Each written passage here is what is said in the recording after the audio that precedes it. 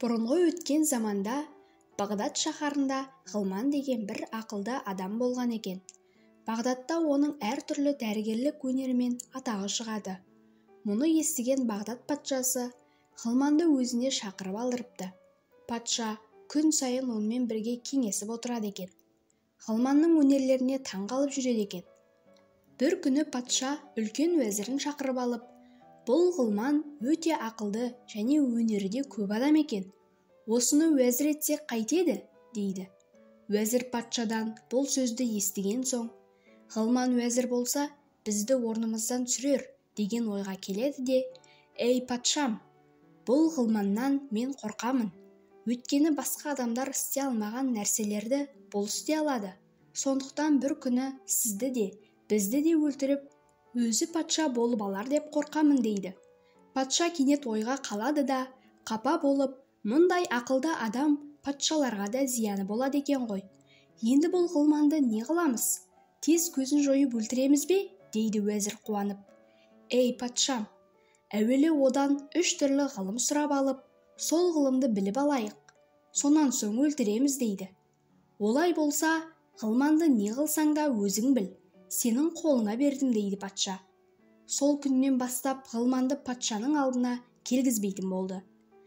Ғылман уәзірден, «Патша неге мені кіргізбейтін болды?» деп сұрағанда, уәзір оған, «Патшаның уақыты болмай жүр», дейді. Ғылман ақылға салып, ойлады да, патшаның жаратпағандығын біледі.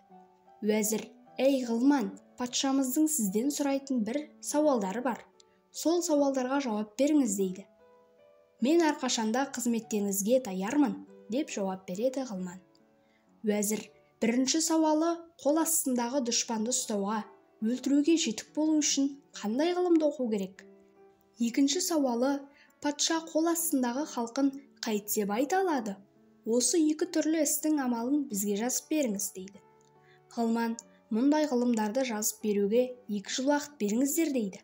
2 жыл тұрсын, 2 ай бермейміз, 2 жұмада жазып бітіріңіз, дейді уәзір. Ғылман 2 жұмадан кейін өзін өлтіретінін біледі де, «Мен бұл істе туралы бар ақылымды сарт қылып неше жыл жазған кітабым бар. Енді мен соны 1 жұма қарап, қатесін түзетіп берейін», дейді. Уәзір қуанып шығып кетіпті. 1 жұмадан соң Ғылман уәзірге келіп, «Кітапты түзетіп болдым, бірақ патшаға өзім тапсырсам екен», дейді. Уәзір Ғылманды патшаның алдына алып барған соң, Ғылман кітапты патшаға береді. Патша уәзірге, «Ғылманды сыйлаңыз, қазір 1 кесе шарап қойып беріңіз», дейді. Уәзір у салынған шараптан 1 кесе қойып береді. Ғылман шарапта у барын сезеді де, уәзір мен ханға сездірмей, қалтасынан бір кішкене түйіршік тұз секілді нәрсені кесеге салып жіберіп, біраздан кейін шарапты ішіп салады.